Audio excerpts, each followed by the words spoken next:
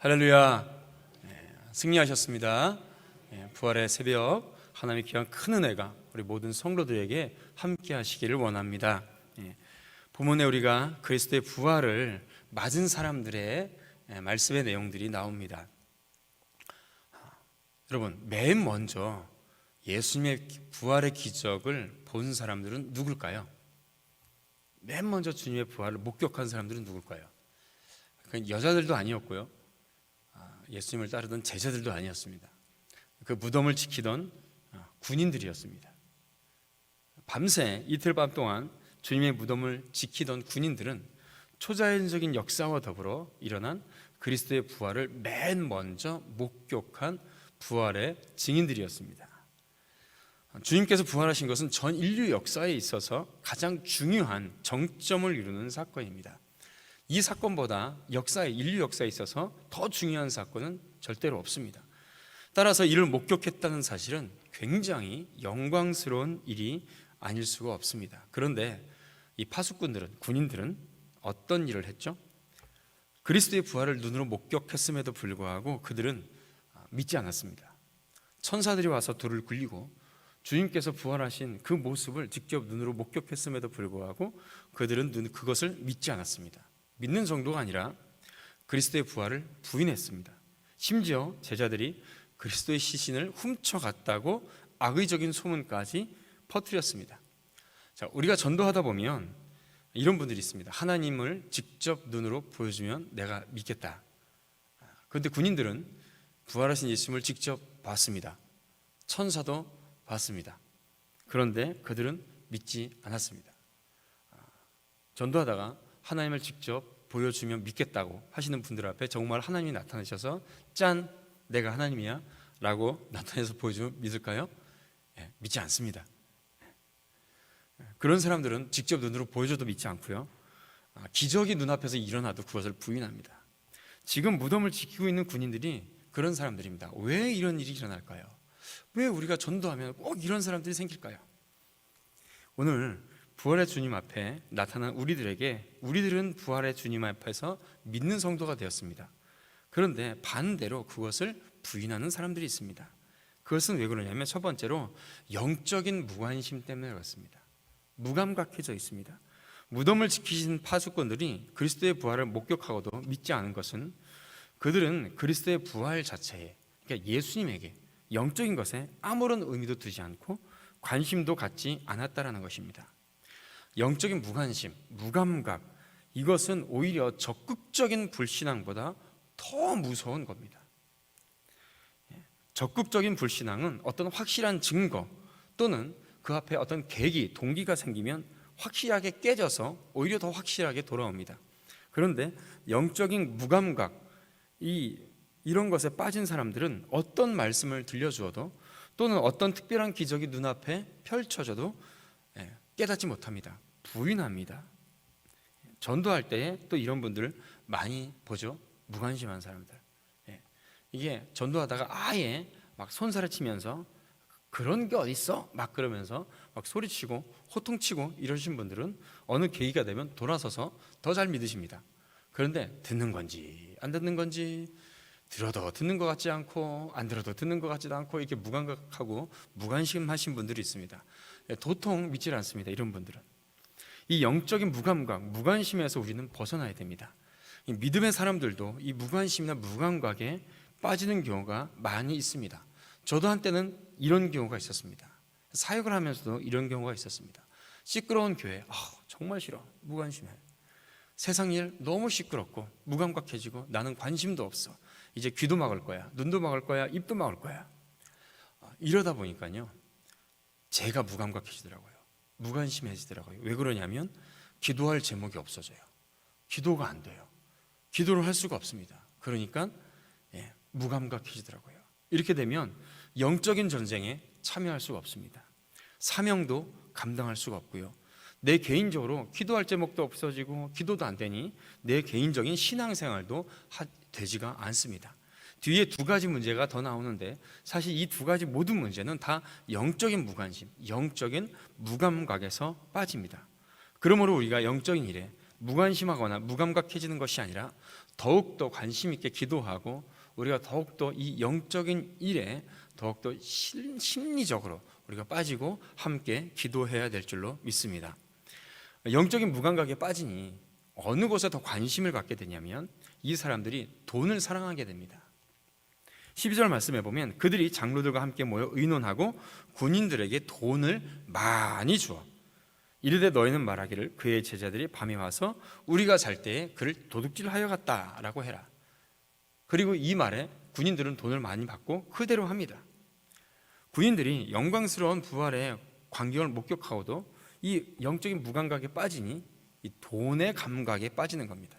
그들이 거짓말을 서슴없이 내뱉고 있었던 것이죠.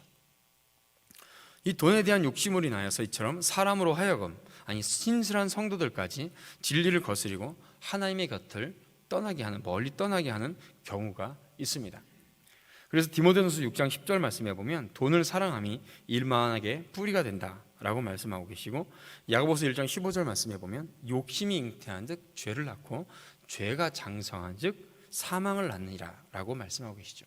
사실 돈 자체는 죄성이 없습니다. 죄성이 없다 말할 수가 없습니다. 중요한 것은 그 돈에 대한 마음, 중심이죠. 영적인 무감각 속에 살다 보니 그 중심이 영적인 것에 있어야 되고 믿음 가운데 있어야 되고 또 예수 그리스도의 죽으심과 부활에 있어야 되는데 그 중심이 무감각하게 빠져 있으니 어디에 빠져 있냐? 다른 것에 빠져 있는데 가장 쉽게 빠질 수 있는 것이 이 돈이라는 것입니다. 그래서 이 중심이 돈에 빠져 있습니다. 그래서 이 진실을 부정하고 그리고 진리를 부정하는 오히려 반대편에 서게 되는 것에 빠져 있죠. 이건 돈을 벌지 말라는 것이 아닙니다. 돈을 많이 벌고 사용하는 것에 있어서 우리가 지혜롭게 해야 됩니다. 저는 개인적으로 그래서 기업인들을 굉장히 존경하는 편입니다.